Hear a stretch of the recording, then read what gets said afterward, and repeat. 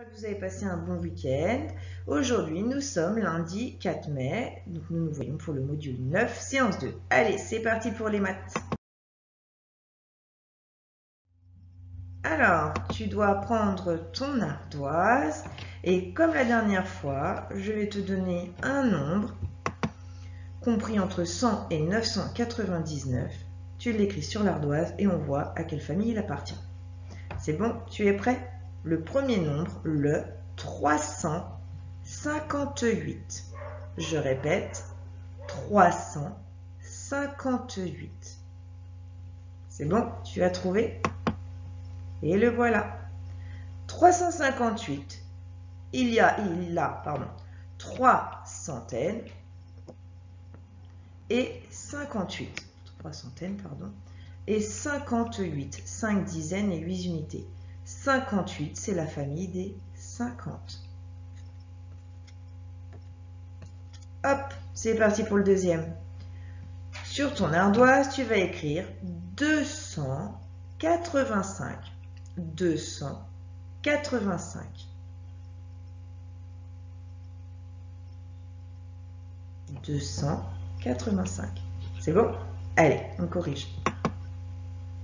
285, 2 centaines, 8 dizaines et 5 unités. 85, il appartient à la famille des 80. Allez, c'est parti. Le dernier. 892. 892. Je vais écrire sur ton ardoise 892. Donc, si ça va trop vite, tu n'hésites pas à faire pause sur l'ordinateur et à revenir après. Allez, on corrige. 892. Le voilà. On a 8 centaines et 92. Alors, il appartient à quelle famille? La famille des 90. Bravo. Allez, tu effaces tout. On passe à la suite. Maintenant, je vais te demander combien il y a de centaines dans 150 plus 150 plus 130 plus 170. Donc, tu peux recopier ce calcul-là sur ton ardoise et essayer de mettre des choses ensemble pour faire des nouveaux paquets de 100. Donc, tu écris sur ton ardoise 150 plus 150 plus 130 plus 170. Une fois que tu as écrit ça, essaie d'entourer des choses pour les mettre ensemble et faire de nouveaux paquets de 100. N'oublie pas, on cherche combien de centaines il y a dans ce calcul-là.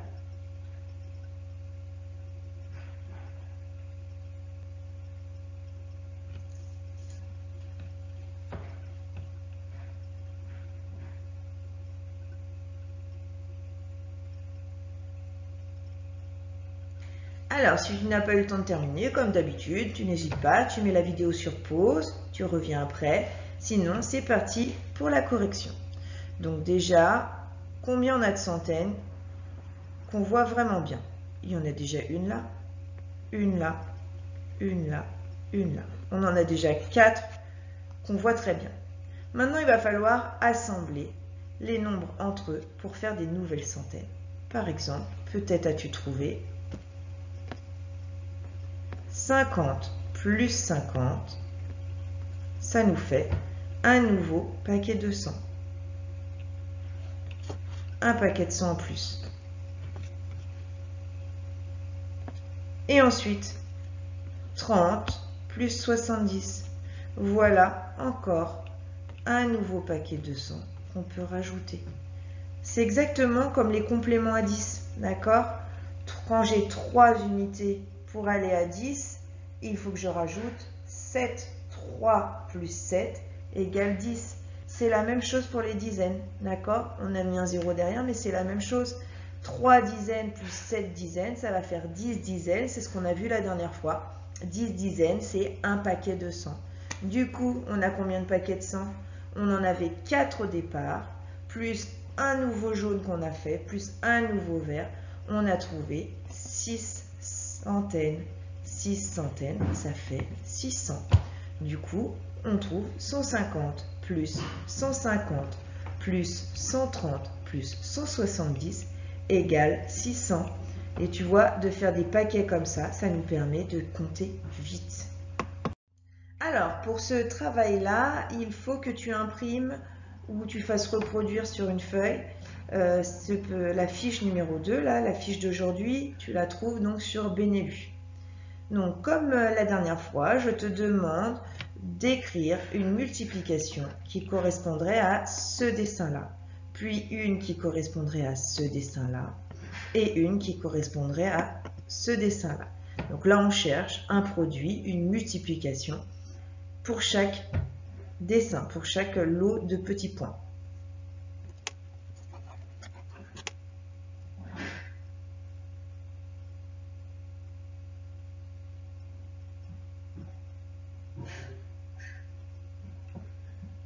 Alors, on va corriger. Si tu n'as pas eu le temps, comme d'habitude, tu fais pause, tu reviens après, etc. Alors, on va déjà compter combien il y a de points sur la ligne. 1, 2, 3, 4, 5, 6, 7 points. On a 7 points et on l'a combien de fois? Une fois, 2 fois, 3 fois, 4 fois, 7 fois 4. Tout le monde a trouvé? 7 fois 4, tu as trouvé, ou 4 fois 7, c'est pareil. Et oui, hop, 28. On pouvait faire également 1, 2, 3, 4, 5, 6, 7. D'accord? 7 fois le 4 ou, pardon, 4 fois 7 ou 7 fois 4, c'est la même chose qu'on regarde dans un sens ou dans l'autre. Allez, on corrige le suivant. C'est parti. On a 4 points. Et on a 4 points combien de fois? Allez, on va compter 1 fois, 2 fois, 3 fois, 4 fois, 5 fois, 6 fois. On a 4 points 6 fois. Ou alors, on pourrait faire dans l'autre sens. 6 points 1 fois, 2 fois, 3 fois, 4 fois, 6 fois 4. Donc 4 fois 6 ou 6 fois 4, c'est la même chose. Ça donne, et oui, 24. Bravo.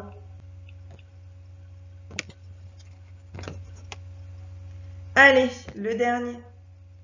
1, 2, 3 points. 1 fois, 2 fois, 3 fois, 4 fois, 5 fois, 6 fois, 7 fois, 8 fois. On a 3 points 8 fois. Ou alors, on pouvait le faire dans l'autre sens. On a 8 points 1 fois, 2 fois, 3 fois, 8 fois 3. 3 fois 8 ou 8 fois 3, ça fait, tu as trouvé? Eh oui, 24. C'est bon pour tout le monde? Alors, juste sur la même feuille, juste en dessous des multiplications, tu vas trouver un problème dont le titre est les températures. Les températures. On va lire le problème ensemble et on va essayer de voir comment ça va se lire, comment un graphique se lit. D'accord? Dans la classe, les élèves ont noté la température la plus chaude observée le matin à la récréation pour chaque mois. Donc, chaque mois, ils ont regardé la température la plus chaude et ils l'ont notée. D'accord? Et ils ont écrit les températures sur un graphique. Un graphique, c'est ça, c'est un trait comme ça. D'accord? Donc, voici le graphique de plus près. En septembre, ils ont noté la température. Donc là, on voit, ici, on a en bas les mois. Septembre, octobre, novembre, décembre, janvier, février, mars, avril. Pour chaque mois, on a inscrit, les élèves de la classe ont inscrit la température. De l'autre côté,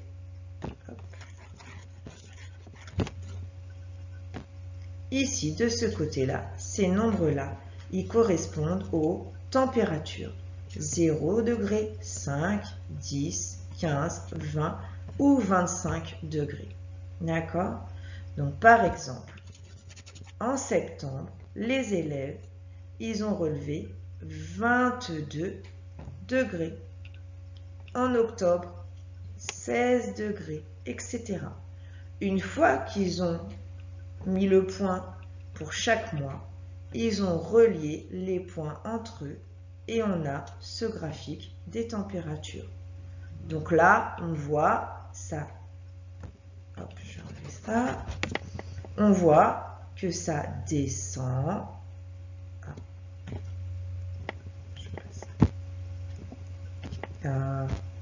Que ça descend. Hop, et ensuite ça remonte. D'accord? Donc ça veut dire qu'il fait de plus en plus froid et après les températures remontent. Donc sous ton graphique, tu as des questions auxquelles il va falloir répondre. C'est pour voir si tu arrives à lire un graphique. La première question, on te demande la température au mois de décembre. Je te laisse chercher, l'écrire dans le petit carré qui correspond. Décembre, la température du mois de décembre. Tu as trouvé? Alors c'est parti. Le mois de décembre, il est ici. Donc je regarde la température qui correspond. Et tu as dû écrire 8 degrés. C'est un petit rond le degré. Deuxième question. On te demande la température au mois de février. Donc tu cherches et tu écris la température dans le carré qui correspond. La température au mois de février.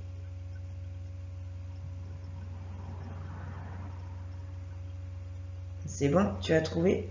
Je cherche février, j'ai trouvé. Je regarde la température qui correspond. Donc en février, il faisait 4 degrés.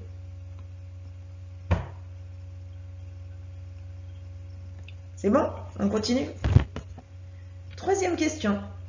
On te demandait la température en avril. Donc je te laisse réfléchir, regarder et noter la température en avril dans le petit carré qui correspond.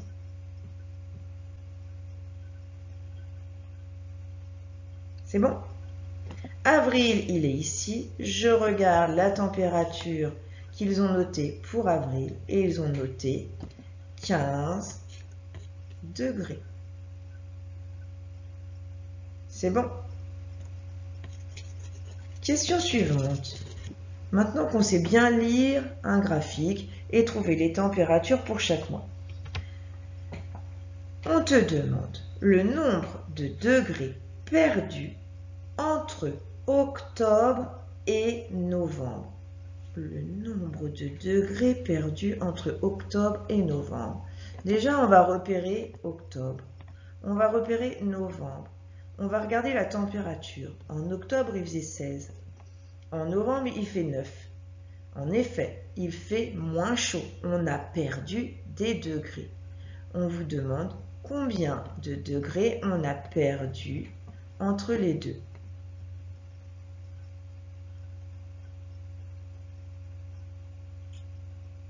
Tu as une idée? Donc on avait 16, moins quelque chose, et maintenant on a 9. Alors on nous demande combien de degrés on a perdu.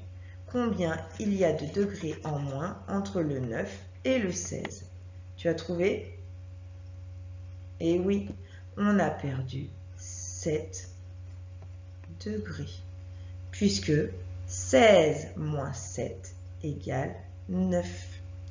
Voilà, donc ça c'était pour la lecture des graphiques. On en refera un petit peu plus tard, au mois de mai, au mois de juin. On va revenir dessus. Voilà, j'espère que ce n'était pas trop dur pour aujourd'hui. Je te souhaite une bonne fin de journée et à demain. Au revoir les CE1.